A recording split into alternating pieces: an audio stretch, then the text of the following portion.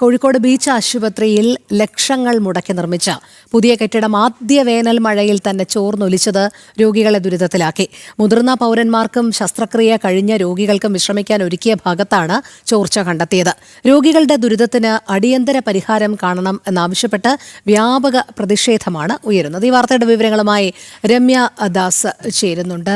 Ramya, Kozhikode beach ആശുപത്രിയുടെ ദുരവസ്ഥയാണ്. ഒരു വേനൽ മഴ പെയ്തതേയുള്ളൂ, അപ്പോഴേക്കും അങ്ങനെ ചോർന്നൊലിക്കുന്ന സാഹചര്യം, രോഗികളൊക്കെ അപ്പാടെ ദുരിതത്തിലായിരിക്കുകയാണല്ലേ?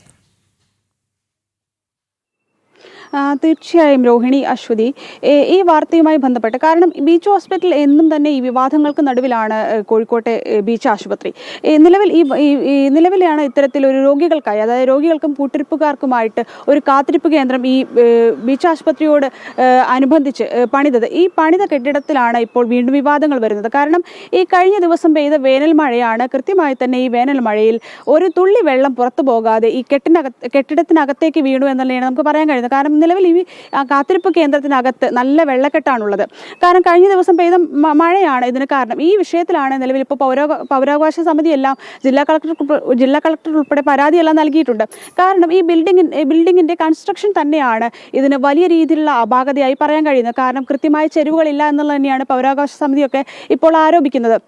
കാരണം ഇനിയിപ്പോൾ ഇപ്പോൾ നിലവിൽ ഈ സൂപ്രണ്ട്, ബീച്ച് ആശുപത്രിയിലെ സൂപ്രണ്ട് ഉൾപ്പെടെ പറയുന്നത് ഇത് പണി പൂർത്തിയായിട്ടില്ല, ജനങ്ങൾക്കായി തുറന്നു കൊടുത്തിട്ടില്ല എന്നുള്ളത് തന്നെയാണ്. അതായത് ബീച്ച് ആശുപത്രിയിലേക്ക് കെട്ടിടം കൈമാറിയിട്ടില്ല എന്ന വാദമാണ് ഉന്നയിക്കുന്നതെങ്കിലും ഇപ്പോൾ ചോർച്ച പരിഹരിക്കണമെങ്കിൽ കൃത്യമായി തന്നെ ഈ ബിൽഡിംഗ് വീണ്ടും പൊളിച്ചു പണിയേണ്ട ഒരു അവസ്ഥയാണ്. അപ്പോൾ നിലവിൽ ഈ ജനങ്ങളുടെ നികുതി പണം ചിലവാകുന്ന, വീണ്ടും കൂടുതലായി ചിലവാകുന്ന, ലക്ഷങ്ങൾ മുടക്കി പണിത കെട്ടിടം വീണ്ടും പൊളിച്ച് വീണ്ടും പണിയുമ്പോൾ ജനങ്ങൾക്കുണ്ടാകുന്ന നഷ്ടം തന്നെയാണ് ഇതിൽ എടുത്തു പറയേണ്ട ഒരു കാര്യം. കാരണം PWD പണിത ഈ ബിൽഡിംഗ് കൃത്യമായി തന്നെ മാനദണ്ഡങ്ങൾ, അതായത് കെട്ടിട മാനദണ്ഡങ്ങൾ പാലിക്കാതെയാണ് പണിതതെന്ന് തന്നെയാണ് പൗരാവകാശ സമിതിയെല്ലാം ഇപ്പോൾ നിലവിൽ ആരോപിക്കുന്നതും. ഈ വിഷയത്തിലാണ് ഇപ്പോൾ ജില്ലാ കളക്ടർ ഉൾപ്പെടെ പരാതി നൽകിയിട്ടുള്ളതും. ഈ വിഷയം പരിശോധിക്കുമെന്നാണ് ജില്ലാ കളക്ടർ ഉൾപ്പെടെ പറഞ്ഞിട്ടുള്ളത്. PWDക്കും ഈ വിഷയവുമായി ബന്ധപ്പെട്ട് ശ്രദ്ധയിൽപ്പെടുത്തിയിട്ടുണ്ട്, സൂപ്രണ്ടും വാദിക്കുന്നുണ്ട്.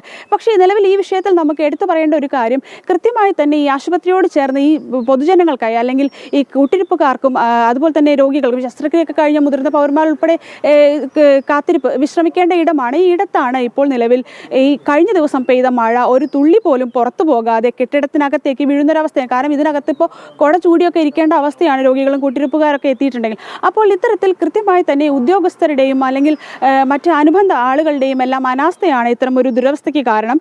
ഈ വിവാദങ്ങളിൽ എന്നും പെട്ടിരിക്കുന്ന ബീച്ച് ആശുപത്രിയിലാണ് വീണ്ടും ഈ കെട്ടിടവുമായി ബന്ധപ്പെട്ട ഒരു വിവാദം കൂടി ഉടലെടുക്കുന്നത്.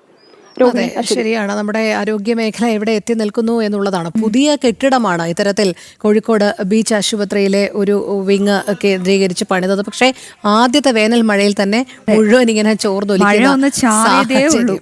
അതെ.